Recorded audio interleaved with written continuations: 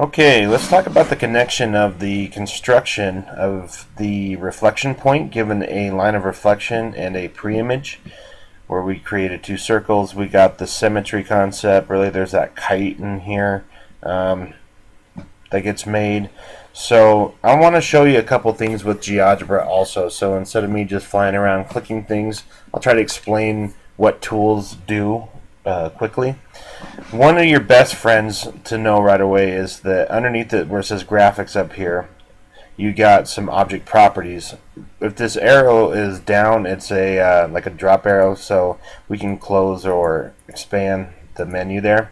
Since I don't have anything selected right now, if you just click in the white or if you hit escape on your keyboard, it'll deselect everything. And then what I like about it too is it defaults your tool back to this select tool if you hit escape on your keyboard. So also, if you're doing something in GeoGebra and it's not working, which happens quite a bit, just hit escape and then retry what you're doing, and it just kind of just cleans everything, defaults back to nothing. So anyways, if you don't see the menus there, let's drop the menu. Now we can make this point, this intersection point here, which is fine. I can use my new point tool and I can just hover over the intersection. Make sure that both of the circles that we want to intersect are highlighted, and you can just click it. Okay. D is a fixed point. It's the intersection of these two circles, so we can't move it.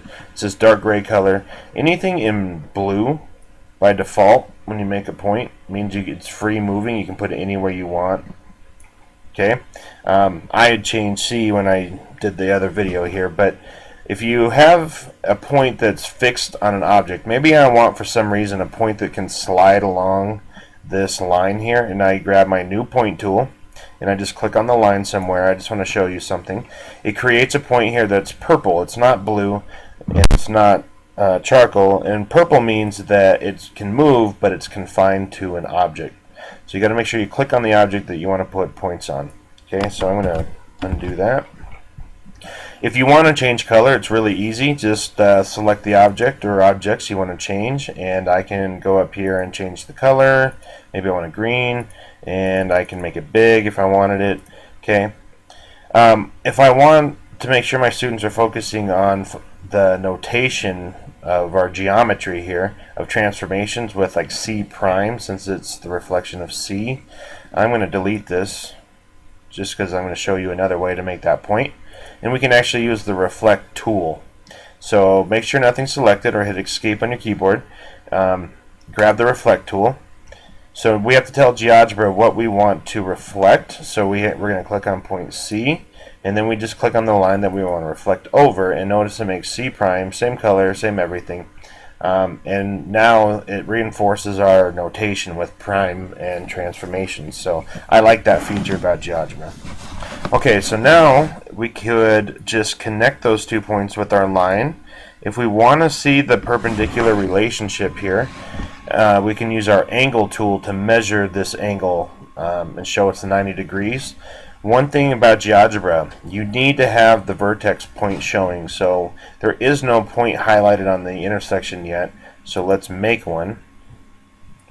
And now that I have that point there, then I can grab my angle tool to measure the angle that you want. So we have 4 angles to really show one. I'm going to choose the upper right. That's typically how we see it.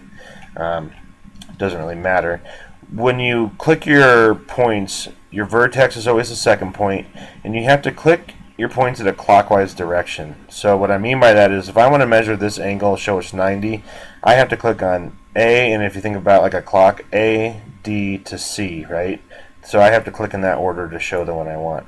If you go counterclockwise, it'll show the reflex angle. It'll show that this is 270, which is the same, but I just don't want it to look like that. So we can see that's 90 degrees. And now we have 2 equations. The line that I just made in GeoGebra is defaulted to standard form. So if I right click the line over here, I can change my equation to slope-intercept. And we can see the opposite reciprocal. Okay, you can also do opposite reciprocal, I think, if we talk about showing the coordinate points and showing the slope of the line. So if I want the points to show up, they're right here on my algebra window. So That's what's nice about having this open. You can always see things too. We could do a text if we want and make it look bigger. But anyways, you can see the point. So if we do our slope, we'll find out that they're opposite reciprocals of each other. Okay. We could also use a calculator too.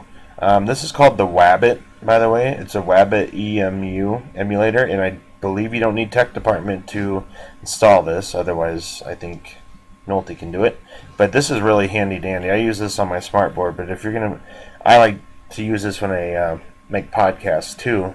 So you can just turn the calculator on, and you could crunch it here with the kids if you want to make a video.